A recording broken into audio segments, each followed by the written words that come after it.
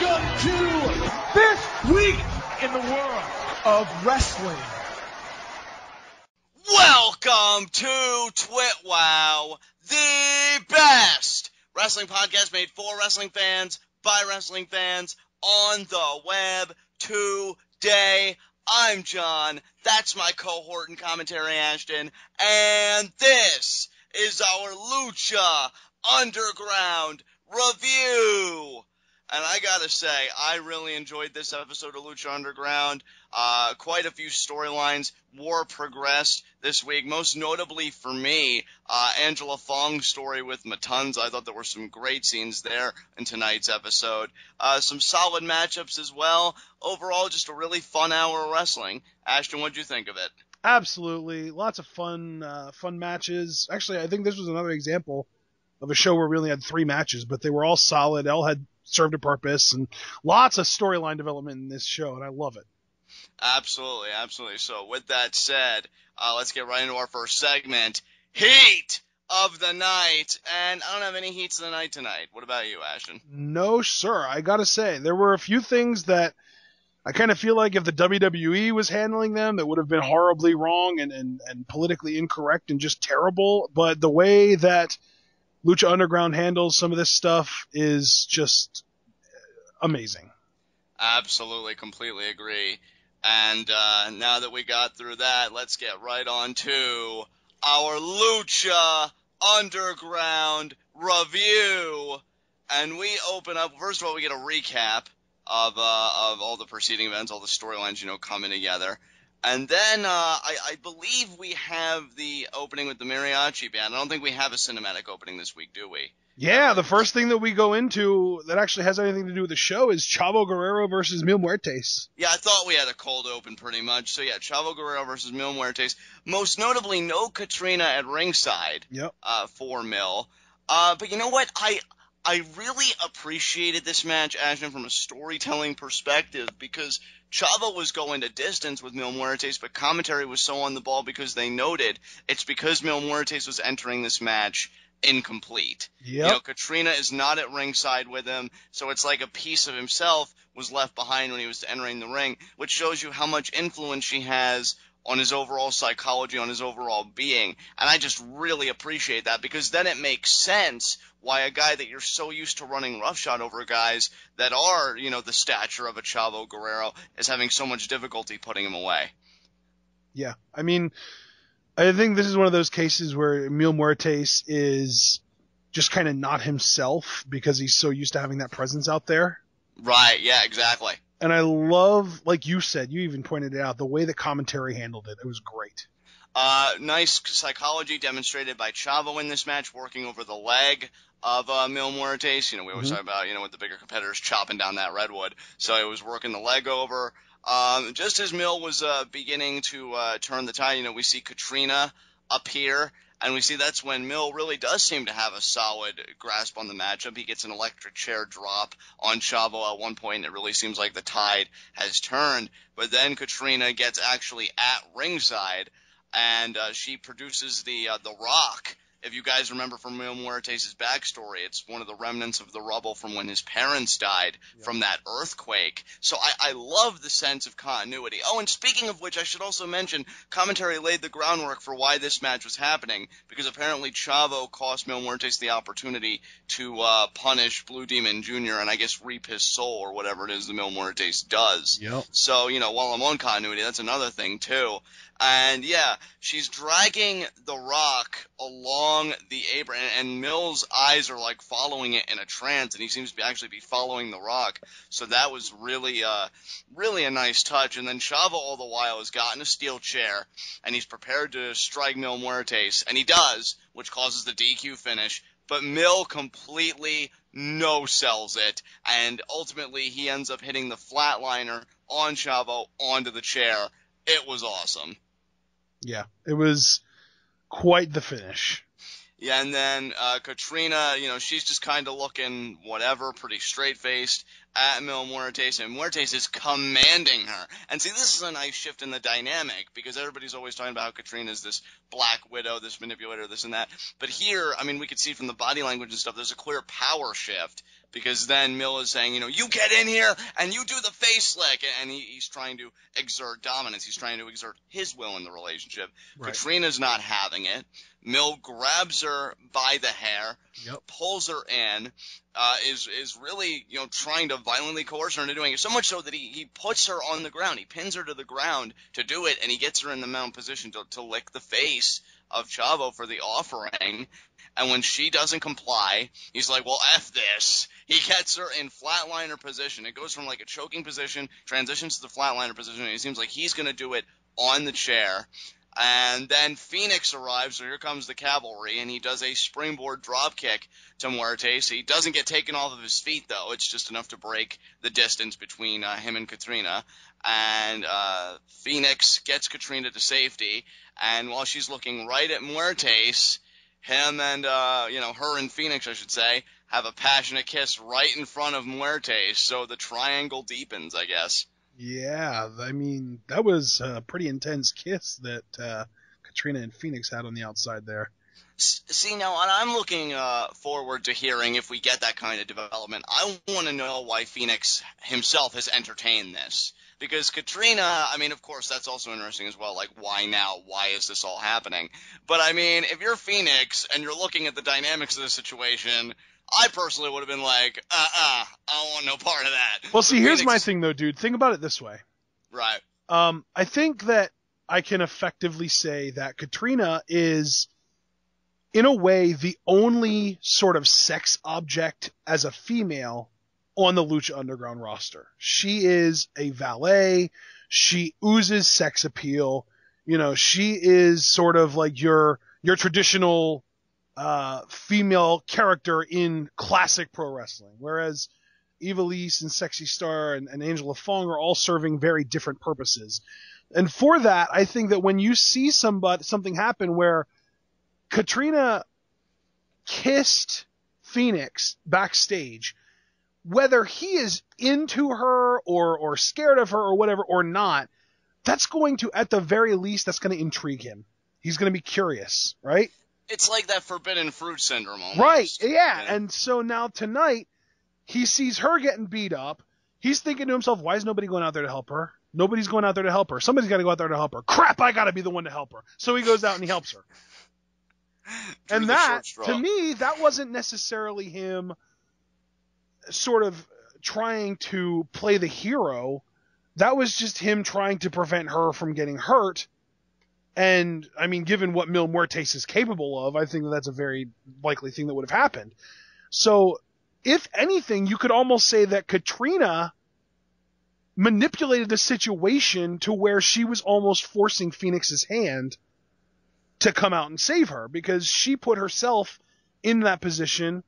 And you have, I mean, now granted, obviously, Mil Muertes grabbed her by the hair and stuff, but she was the one that walked out there and was sort of dragging the Rock along to try and get Mil Muertes' attention. So at the very least, you can say that she put herself in that position. And I have to question whether it was intentional, because she wanted Fenix to come out and attack Mil Muertes.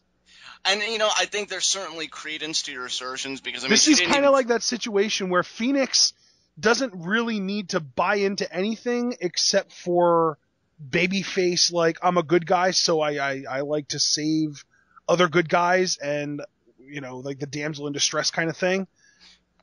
And that's all he needs to be able to do. And all of a sudden, you kind of have a situation where he is just sort of like getting tugged along by this entire storyline, and he just kind of happens to fall in the middle of it. Right. Because like, if you just look at it from like an outsider's point of view, there is this woman, she kissed him. Right there, there's the intrigue. Whether he's into it or not, he's intrigued. He's at least curious. So then here she is, about to get just destroyed by this near 300-pound monster of a man.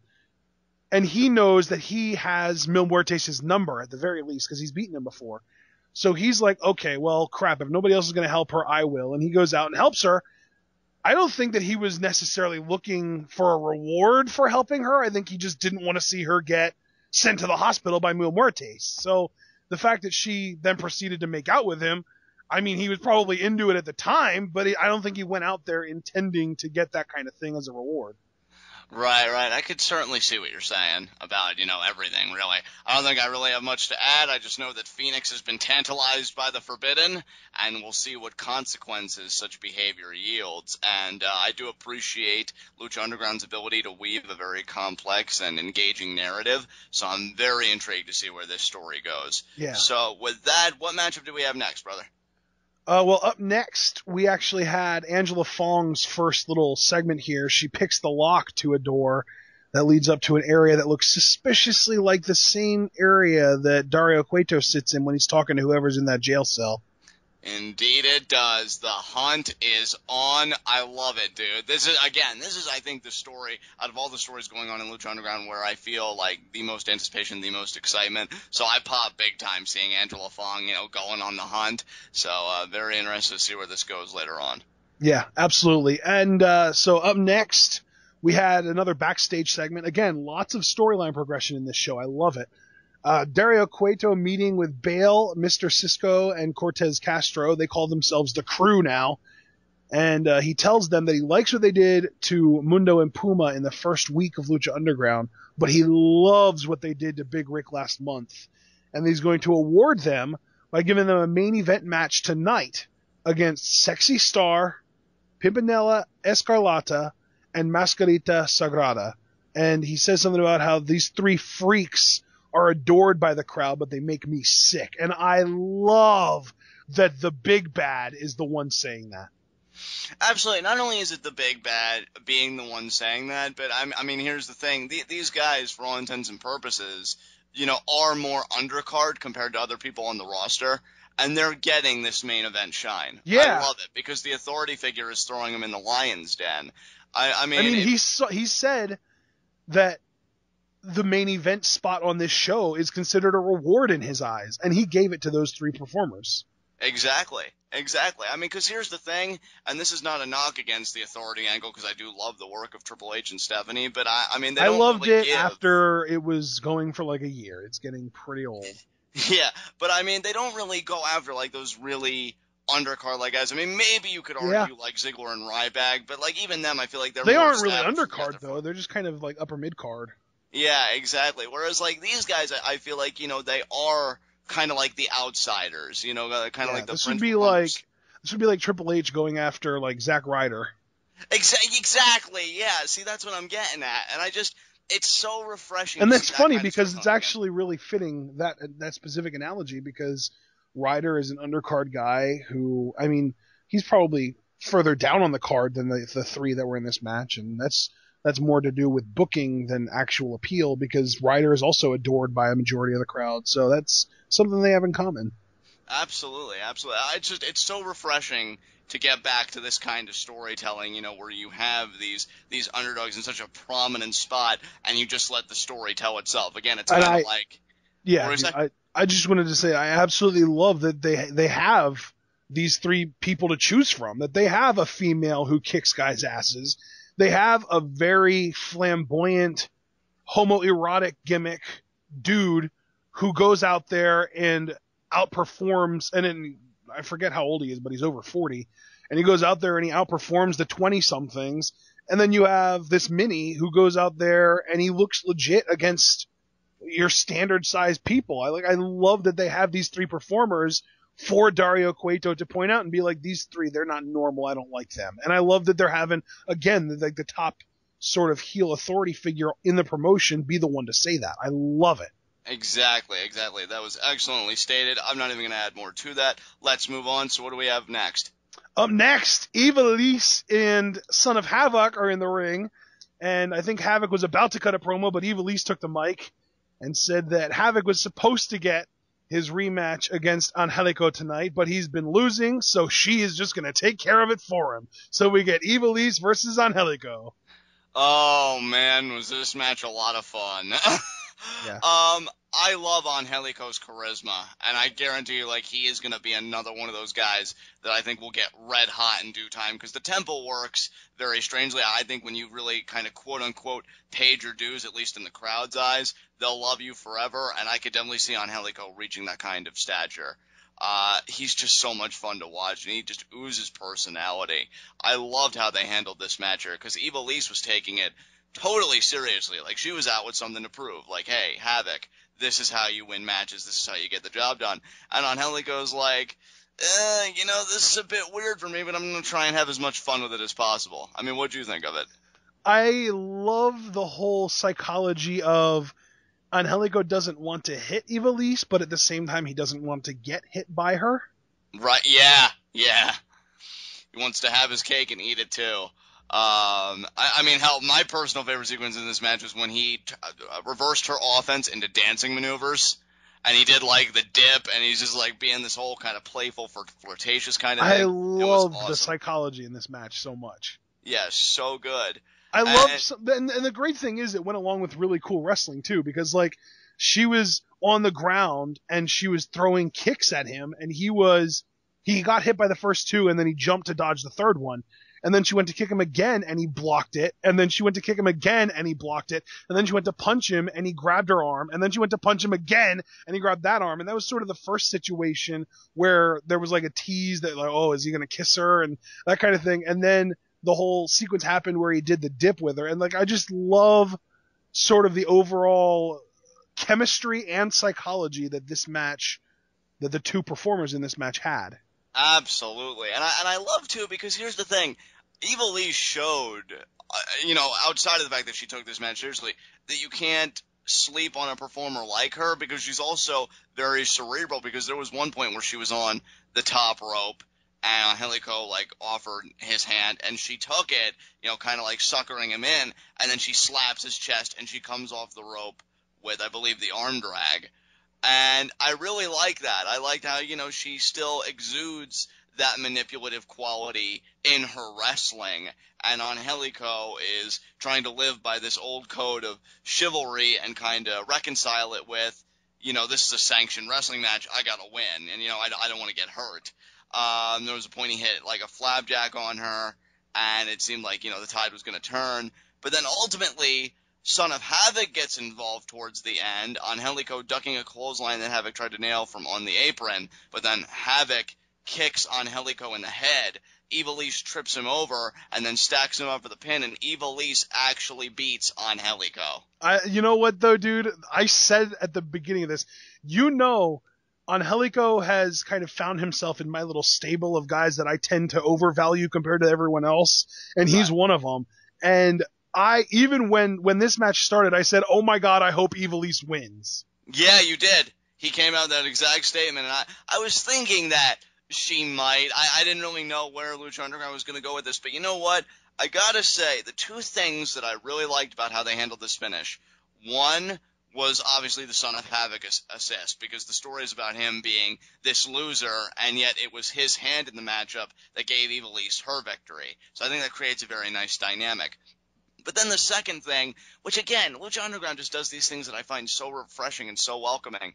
Angelico handled this loss like a boss. Like, he wasn't downtrodden about it, like, oh my God. It's one of those things where, and you know what, before we even talk about the post-match, I just want to say I appreciate that they completely reversed the roles of Ivelisse and Son of Havoc here, because they are heels. Make no mistake about it. They are still heels. And if it was Son of Havoc and Ivelisse would have done something to attack Angelico, and then Son of Havoc would have gotten the roll-up win, people would have been like, oh yeah, that was such a great heel move. But now, I guarantee you, there are going to be people crying about misogyny and sexism and not being equal because, Ivelisse needed Son of Havoc's help in order to beat a man. But at the end of the day, it was just heel tactics. If you reverse their genders, it gets praise. But the way it is right now, in my opinion, I still think it was great. But I guarantee you people are going to call it out for her needing a man to win. And which I think is absurd. Yeah. I wasn't even going to engender my language, so to speak. I was looking at it the same way you were. Heel tactics are heel tactics. Exactly. And I love it because she was the one that had the ref distracted. Son of Havoc kicked Angelico, and then he tripped over her as she was bent down on all fours, and then she covered Angelico and picked up the win. Like I said, if the gender roles were reversed, if the genders of these performers were reversed, people would be eating it up and saying, oh, that's great heel work. the way it is, I haven't seen it yet, obviously, but I'm predicting that people are going to cry feminism or cry their personal feminism and anti-whatever. You get the idea. Yeah. I'm just saying, this is something that's kind of a big deal to me, too, because this promotion has done such a great job with treating men and women as equal. And the first episode, I was the first person to call out Stryker for some of the language that he was using regarding Sexy Star. And I'm generally try to be pretty good about that kind of stuff. I do that with WWE too, when they say stupid stuff about divas. And like back in the day when they would have AJ on commentary and just pick on her the whole time. Like I make that heat of the night all the time. But like tonight, the way they handled this was super perfect. Absolutely. I couldn't agree with you anymore. Again, this is another story that I'm invested in, especially because, again, they had Son of Havoc get a nice little involvement in there, and Ivelisse gets the win. So women representing, and she's such a great heel, too, because, I mean, she's so full of herself, and I love the confidence. I mean, she even said, you're about to face the baddest bitch in this building, and I love that whole tagline. So it's really good stuff. And, yeah, to get to the post-match, Angelico is just kind of smirking, and he's like, pretty much like, yeah, you got me. But then he, gets a microphone, which intrigues me, because I'm like, holy crap, Angelico's going to cut a promo. And then he says, Ivelisse, if you ever want to do this again without your, and then he called Son of Havoc something. He referenced him as something boyfriend, probably like cowardly or something boyfriend. It would be my honor, my pleasure.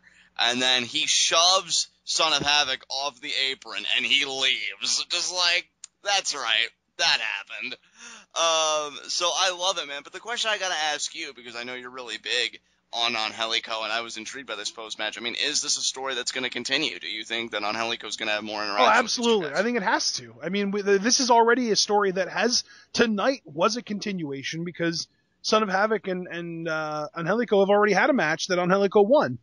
Right, yeah. So tonight was the continuation of the story, and I do think that it's going to continue even further, yeah. So I think that it might, because here's my thing. Angelico kind of came off as a douche in this. Right. With like the little like kiss teases during the match, and then hitting on a girl who has a boyfriend after the match. Like that whole kind of comes off as a douche. So I could totally see a double turn happening where Angelico gets the girl, Son of Havoc gets the adoration from the crowd, and we move forward with that. Well, you and we even talked about last week on our TWitWoW about how Son of Havoc has just been embraced by this temple. Because I said again earlier in the episode, they're very different. I think when you've spent enough time in the temple or you've had prolonged exposure, they really embrace you and welcome you as their own. It's got kind of like an ECW vibe to it. Yeah. To me. Yeah. And I could totally see Son of Havoc being like a big baby face because he's just got the sympathy going on and the athleticism though. Like that's the thing. Like this isn't some kind of to continue the ECW references like a Mikey Whipwreck or even more recently like an Enzo Amore in NXT where your offense is like right hand, left hand, roll up. This guy can go, and I think that's going to get him so much more mileage with all future angles that he does, and certainly this angle at present. Yeah, absolutely. I loved everything about this match, everything about the way it was handled. I think that the perfect way to handle it going forward is for sort of continued teases at Ivelisse and Angelico hooking up, and eventually she turns on Havoc, double turn. It would just be perfect. Absolutely. All right, up next, let's see here. We had Superfly versus Texano. But before the match starts, we had a Vampiro sit-down interview with Texano, and it was honestly, I wish we could have gotten more from this. But at the end of the day, all we really got was that Texano feels like Alberto El Patron stole the title from me, and that he's here to take him out, and that's it. There was something about the directness of it all that I really admired. No beating around the bush. Alberto El Patron stole the title from me. And he even concluded, you want to talk about directness, he concluded this whole thing saying, look, I'm in Lucha Underground for one reason and one reason only, to destroy everyone and to destroy Alberto El Patron and to recapture what is mine. And I'm sure he'd destroy anybody who would get in his way as well. But yeah, I mean, Texano is very goal driven right now. And then we go into this match, him versus Superfly, and not really much to say about it. One of the shorter matches. I wouldn't say that it was necessarily a squash match. but it was one of those things where once Texano got the upper hand, it felt like a squash match from there. Exactly. Like, once he got the upper hand, he never lost it. Yeah. And ultimately, like, he does get the win after, I believe, a neck breaker. That's what he won the match off of, right, Ashton? Yeah, dude, he had him up. He did a fireman's carry style neck breaker onto his knee, and then followed that up with your sort of textbook standing neck breaker. Yeah, very interesting combination, but he does get the win. And then the post-match, Alberto El Patron is seen, like, coming through the crowd. And then he, takes off his jacket. He's spoiling for a fight. Texano's like, well, I'm standing right here. Come on, let's go at it. And, Alberto El Patron is in hot pursuit. And then Texano, like, tries to slide out the back door. And then, can I just say that I really like this? Because if there's one thing that, like, I don't want to say irks me because I think it's being hyperbolic. But if there's one thing that's always kind of, befuddled me about certain WWE booking at times when you've got, like, this quote-unquote blood feud or just a feud where two guys don't like each other. It's like, oh, he left the ring. If only I had legs that could take me where he is, it's almost like there's this imaginary barrier. And Patron is like, well, screw that. And he pursues Texano anyway. And he's able to, give Texano some of his lumps, so to speak, especially when he concludes it with the bull rope. And he starts hitting Texano with it, and then he wraps around his fist, and he hits him repeatedly in the head before referees break it up. So I like that little touch. It's like, oh man, Texano left the ring. That's where we're supposed to handle our business. I guess next week. No. Patron's like, screw that, man. Yeah, he goes after him. And he really did kind of clean house, too. Like, he beat the crap out of... Once he got his hands on Texano, it was over. Like, that was a squash match in itself. He beat the crap out of him, and then he got the bull rope, and he whipped the crap out of him, and then a bunch of officials and security and refs came in, and he whipped the crap out of everyone and started swinging the bullwhip around. He looked like a freaking Superman right here. Do you think we're going to get an actual, like, bull rope match for the title? Probably, yeah. I mean, if not in Lucha Underground, at least in AAA, I'm sure it'll happen. Right. I'm surprised we haven't seen Patron's arm breaker yet. I've been waiting for him to, like, pull it out, but maybe they're saving it for when it's, like, actually in a sanctioned matchup. But yeah, that bull rope's been the focal point of the whole thing. So yeah, fun segment, and I just really enjoyed it. So Texano, impressive in his debut, and Patron, he's certainly out for blood, and he just got a small taste of it tonight. So good stuff. Yeah. All right. Up next, we had a backstage segment with Dario Cueto in his office.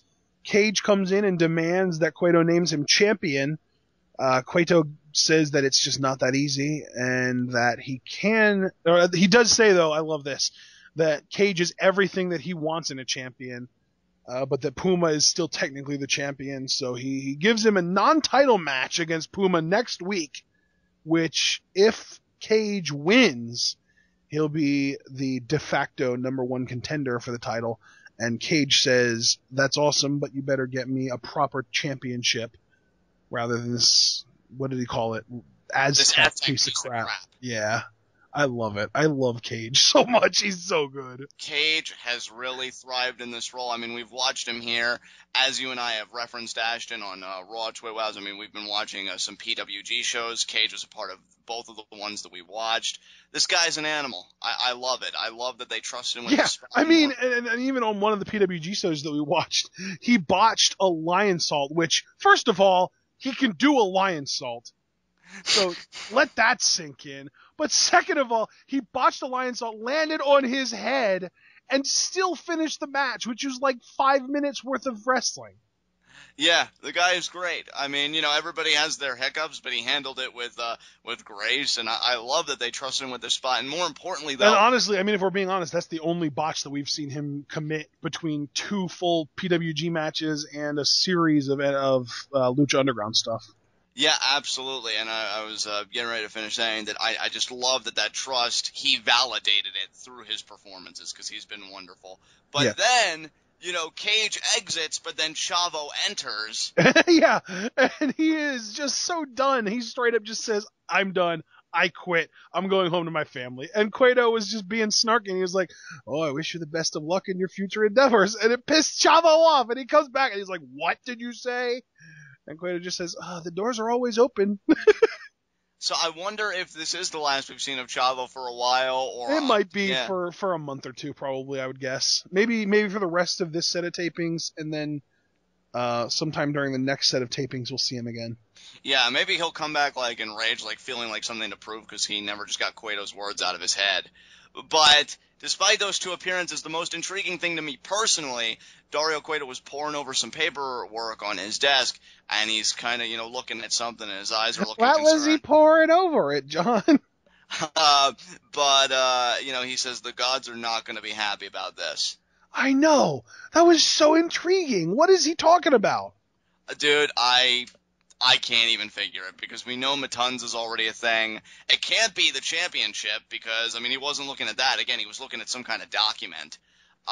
So this temple, man, between its title being desecrated by Cage, between them having like an underground prison apparently where this monster's being kept, which we'll get more to that in a moment, and now whatever Cueto just happened upon here, there's a cataclysm coming here, and I'm just very intrigued what it's all going to lead up to. Man, oh man. For all the big villain type of managerial characters we have, I have to say I don't think I've been as invested in one in quite some time as I have been with Dario Cueto. Just good stuff. Definitely. Very, very interesting. Angela Fong, though. Yeah.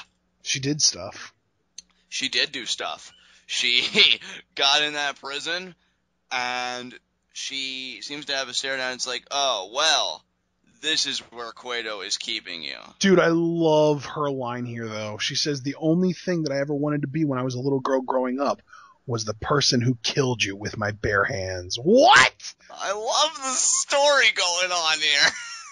I'm telling you, we keep saying it, guys, and I don't know if you're sick of hearing it, but I'm telling you, MK Universe all over it. Oh my god, it's like, we've got so many, just not just like blood feuds in the sense of, it's a matter of egoism of who does what better, in this ring.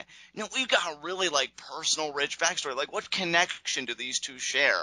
Did he, leave her with some kind of mental trauma? We don't even know what he looks like yet. Yeah, we don't even know what he looks like yet, which I love that. I love their use of shadows with this character thus far, leading up to this point. And Angela Fong now, I love how it's just like, and again, Ashton, you even remarked on this a few episodes back, where we think, oh, she's just scouting because she wants to be the next Grave Valet or something. And it's like, do you really think I'd be that one-dimensional? And it's like, man, it's so like good. A hired assassin, or maybe not even hired in this case. She's just a straight-up assassin. Dude, I love how legit she is. And you know what? I love that her legitimacy hasn't even come from her performing in the ring. It's just like her look, the confidence she exudes, and to your point about the line that she had, her delivery of just what she's about. Cueto certainly seemed intimidated by her a few weeks back when she kind of pinned him in his own chair and said, where is he? Who are you talking about? Matanza. I don't have anybody like that in my temple. Yeah, Cueto, yeah. But it's great, man. Angela Fong is definitely becoming one of the more intriguing characters on the roster, and I'm just wondering, like, will her and Matanza reconcile their differences? Or is this going to be like a male-female kind of feud again, except like really in depth and with a rich backstory? Like, where are we going with this? Yeah, I don't know. I love that they keep revealing little by little, though. Like, now this week we know what her motivation is. Yeah. We never knew before. There was kind of like he owes her a debt, but we didn't know what kind of debt. Now we know it's a frickin' blood debt, man. Exactly. And you know what? I really got to give Lucha Underground credit for this particular storyline because this has been going on for not even weeks, like months. This has been going on for months. And it stays interesting because they keep giving us little by little. See, this is what I hate about WWE because they have a frickin' vignette. Oh, Sheamus is coming back. When? Screw you. I know that bothers you so much. And they show it 3 times a week, and they show the same thing 2 or 3, maybe even 4 weeks in a row, and they never reveal any more than just, he's coming back! Wait for it! You'll see him eventually! Whereas with this, we've gotten actual, as tiny little tidbits of progression that we've gotten. At least we've gotten something. It keeps it interesting. Well, I want to just kind of punctuate my feelings about it with this. what I was getting ready to say was it's the confidence they have in their storytelling, man, because they know the pacing that they want.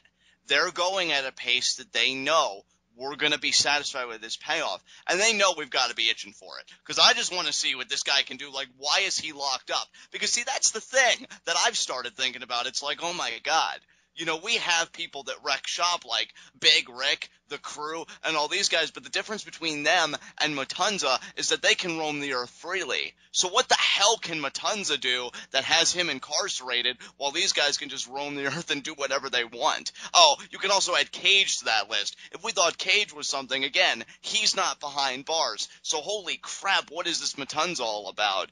It's awesome, man. I am so into this, and you can just hear in my voice, like, it's just so much fun to experience. It is. It's awesome. And I just love the storytelling and the super.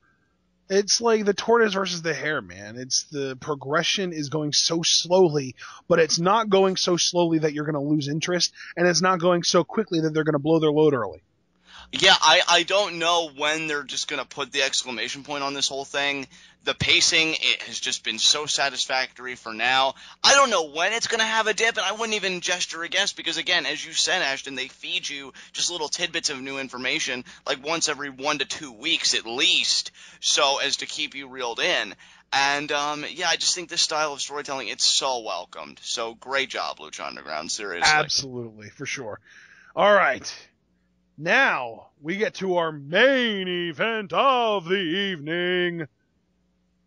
The Crew, Mr. Cisco, Cortez, Castro, and Bael versus, I guess you could call them the rejects almost. The underdogs. The underdog rejects. I don't know what to call them, but they're awesome. Sexy Star, Pimpinela, Escarlata, and of course, Mascarita, Sagrada. Yeah, and the Crew means business. I mean, right out of the gate, the first thing I remember is taking like a kendo stick and just beating the crap out of Pimpinela Escarlata and just choking him out. I believe that was, I want to say Castro that did it. Yeah, it Castro was. It was Cortez Castro. It was Castro? Yeah, so he chokes Pimpinela out. All the while, Cisco and Bael, they're taking out Mascarita Sagrada on the outside. So they are just like, I'm telling you, dude, I don't want to make a direct comparison between them and the Shield. I don't mean it like that, but this just kind of felt like a Shield beatdown in which they're everywhere at once. And I really love that. Like, they were really taking care of business. So Pimpinela gets taken out right away. Yeah. I love that. Then the focus is on Mascarita Sagrada. And he has a little bit of fight. I know he got like an arm drag, I think, on Cisco at one point, and he tried getting some high-flying offense going, but ultimately they ground him, and they end him with like an old-school curb stomp on a steel chair. So they take him out. So then Sexy Star is the lone, person on her team to stare down the Crew.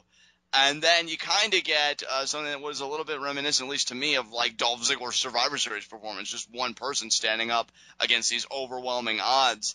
And I really liked how they handled it here because, Sexy Star, she went down swinging, man.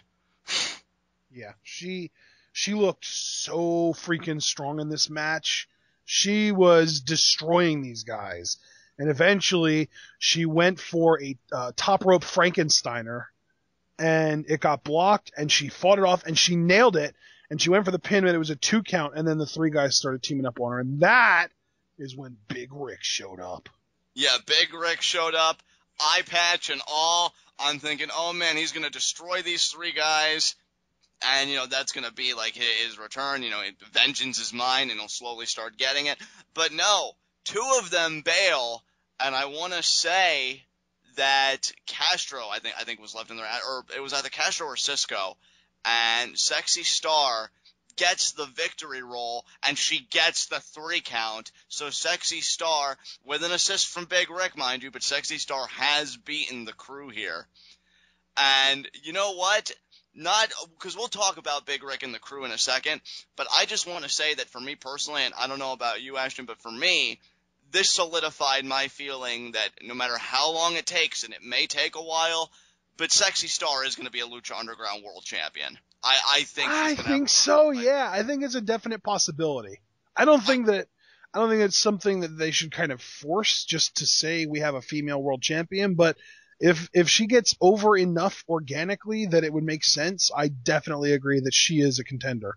I think she will, for one, and B, I will scale it back just a bit, and I will use your language. I would definitely use the word, though, definitive, behind possibility, because with the way Cueto said, it's the main event, and, to your point, actually, when we were reviewing that segment earlier, what an honor it is, and this and that, and the idea that Sexy Star gets the winning pin in a match like this, I think that's to say, yeah, she's kind of like our female main eventer, which I think you and I have always kind of known, but I think even more than that, she could just be a main eventer, period, in Lucha Underground's eyes. And I don't know, man. Like I said, it may take time, and it should. All good things should. But I'm calling it right now after this. This convinced it for me. She is going to be in Lucha Underground's World Championship history sooner or later, whichever one, comes first. So we'll see. Yep. But Big Rick, he didn't get his blood, man. He didn't get his pound of flesh. They survive another week, but how much longer when they know that Big Rick's after vengeance, man? Ain't going to be that much longer. Not much. Damn. And that was the show, man. That was the freaking show. I loved it. Yeah, that's how we closed it. No cinematic closer. So with that said, again though, changing it up. We got used to cinematic closers. So what's the natural thing to do? Not a cinematic closer. I love it, man. It's so good. It's just got such a vibe to me of like certain old school ECW elements and how Paul Heyman would approach things. That's the biggest compliment I could give a wrestling promotion, because they know you got to keep it fresh, you got to keep it organic. When you become formulaic and repetitive, that's when you start to lose people. So really good stuff. But if you don't have anything else you want to say, we can move on to our next segment. Go for it. All right, high spots and low shots. My low shot is so easy. It's Chavo Guerrero. Yeah, really good pick. Because you know what? He lost his match by DQ, so he threw it away because he knew it was a tall order that he couldn't meet. And then, because of the beatdown he suffered and just everything that has happened to him prior to this, he took his ball and he went home. So he defeated himself, more or less. And he's like, you know what? Screw this. I'm going back to my family. Will he be back in the temple? Absolutely, because I think Chavo is kind of like that prideful, egomaniacal sort of character to a degree, and Cueto's words are going to sit with him. Maybe he'll come back as a face.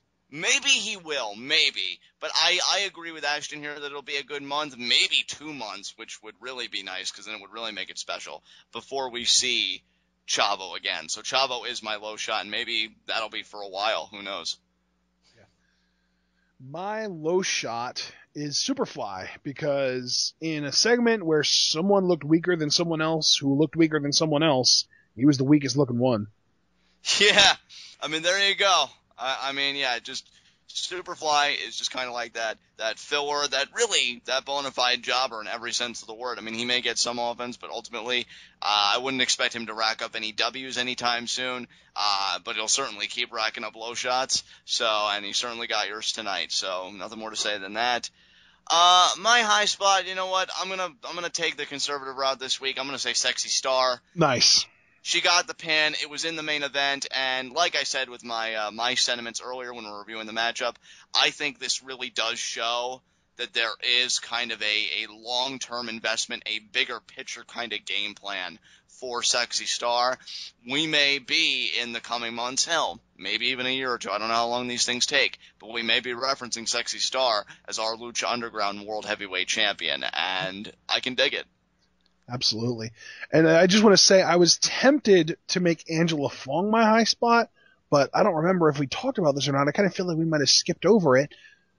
She got taken away. Somebody put a bag over her head and dragged her away. So apparently she didn't necessarily get that close to that pound of flesh that we were talking about. Wow, I didn't even realize that. Yeah, wow. Dude, there was like a flash and then a black sack went over her head and she got pulled off frame. Wow. Okay. Yeah. Yeah, this is news to me, so thank you for catching me up Yeah, to speed. I'm surprised you didn't see that. I didn't see it, dude. No, I was completely aloof to that fact. Wow. You know what, though? It makes sense, because I will say this. It seemed weird to me that the show would kind of cut from her saying, you know, killing you with my bare hands, and then, like, we don't see any of that, like her either breaking the cage open or anything like that. So that actually makes perfect sense. So I thank you for kind of setting the scene. So yeah, I can understand your hesitation. Yeah, dude, she got dragged away, so I can't make her my high spot. So you know what I'm going to do? I'm going to make Ivelisse my high spot. Because she, whether you want to say that she cheated or not, she won. Hook or crook, she picked up business and got it done tonight. Against Angelico, who in his own right seems to be a very promising... He beat her freaking boyfriend. Yeah, he did. And he shoved him to the ground tonight. That was so good. Put it this way. She beat a guy who took Johnny Mundo to the limit. Exactly. And no qualms about that. You're absolutely on the money. And you know now what? I want an Ivelisse versus Johnny Mundo match. Oh, honestly, I wouldn't mind that. You know, I wouldn't mind that at all. Yeah. Because then I get Johnny Mundo, you get Ivelisse, and we all go home happy. So. Yeah, she's my high spot for sure, though. She had a great night tonight. And then I didn't want to make it El Tejano because he won, but then he got beat down. And I didn't want to make it El Patron because he didn't have a match to win, even though he looked dominant. I didn't want to make it Mil Muertes because he didn't really get everything that he wanted. And, you know, I mean, maybe Fenix because he got to make out with Katrina, but still, he didn't, again, same with El Patron, he didn't win a match. So, yeah, I'm going to stick with Ivelisse, man. She had a great night. And I think this is the first time in TWitWoW history that both of our high spots are female. Oh, yeah. I'm telling you. Thank you, Lucha Underground, for actual freaking equality and not just the illusion of it. Exactly. I'm telling you, man. Lucha Underground, they're repping their women the right way. Yeah. And, you know, with that said, I mean, we have no more segments after this. So, Ashton, do you have any concluding remarks you want to make? No, sir. This was an awesome show. All right, guys. Well, with that said, this has been Lucha Underground. This has been TWitWoW, the best wrestling podcast made for wrestling fans, by wrestling fans, on the web today. I'm John. That's my cohort and commentary, Ashton. Guys, be sure to comment and subscribe on YouTube. What did you think of Lucha Underground this week? Are you digging the strong, independent women as much as we are? What do you think the new Lucha Underground Championship is going to look like? How is Cueto going to handle Cage's demands? You know, just so many things to talk about. Oh, and Matanza and Angela Fong, you know, that too is a thing. Be sure to take the discussion over to Tweetoff, an amazing pro wrestling group on Facebook. Got some wonderful people there.